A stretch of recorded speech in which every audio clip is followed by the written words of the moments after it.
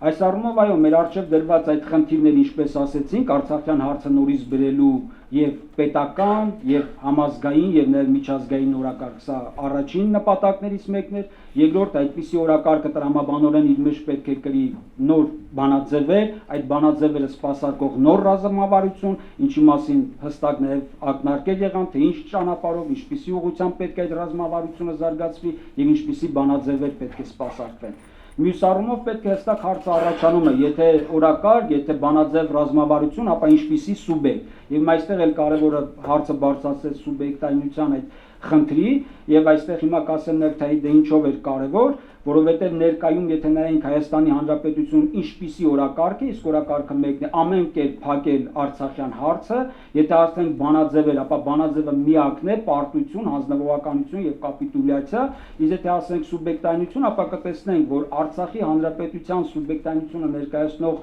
այսպես ռազմաքաղաքական իշխանությունների մի մասին տեսնում ենք, թե ինչպիսի կեղծ դատավարությամբ հալածում են Ադրբեջանում, իսկ նրանք էլ ովքեր գտնվում են այստեղ հասկանում ենք, թե տեղական իշխանությունների կողմից ինչպիսի թաքուն եւ բացահայտ եւ ոչ բացահայտ ճնշման է ենթարկվում եւ ամեն ձև այսպես պարալիզացվում է, խոչընդոտվում է արցախյան իշխանությունների գործունեությունը Հայաստանի Հանրապետությունում, անգամ արցախցիների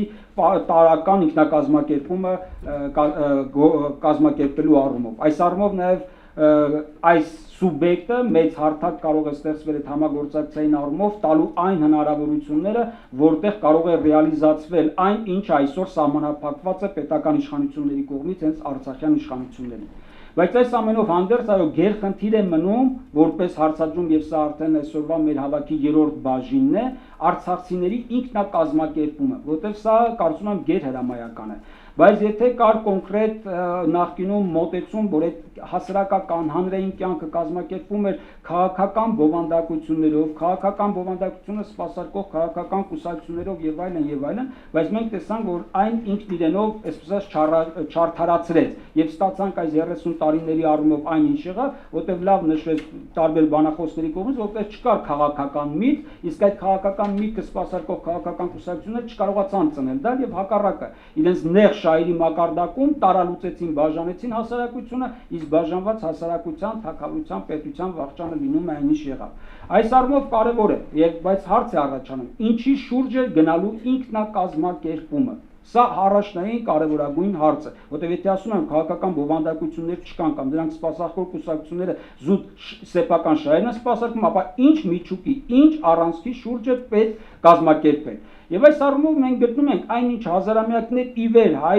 հասարակության, հայոց ազգի միջուկն է կազմակերպման բովանդակությունն է եղել, կարող ենք ձևակերպել մեկ ընդհանուր բովանդակության մեջ, որպես հոգևոր, գաղափարական, մշակութային, բարոյական եւ արժեքային։ Այսինքն այս համակարգի շուրջ պետք է ստեղծվի այս արցախցիների ինքնակազմակերպման նոր գործընթացը։ Բայց այս ամենը ինչը նշեցի, այս հոգևոր, գաղափարական, մշակութային, բարոյական, արժեքային մեկ ամբողջություն հազարամյակների կտրվածքով իր մեջ կրել, իր մեջ խտացրել եւ զարգացրել եւ կայացրել է հայոց առաքելական եկեղեցին։ Եվ այս առումով շատ են կարևորում, որ ինքնակազմակերպման խնդիրը նորից պետք է տեղի ունենա այս առանցքի շուրջ եւ մեծ դերակատարություն այսօր ունի նաեւ Արցախի թեմը։ Այսօր հենց այս առումով առաջի բանախոսը պետք է լիներ Վրդանես Սրբազանը, որպես Արցախի թեմի առաջնորդ, բայց հիվանդության պատճառով նա այսօր չկարողացավ գալ,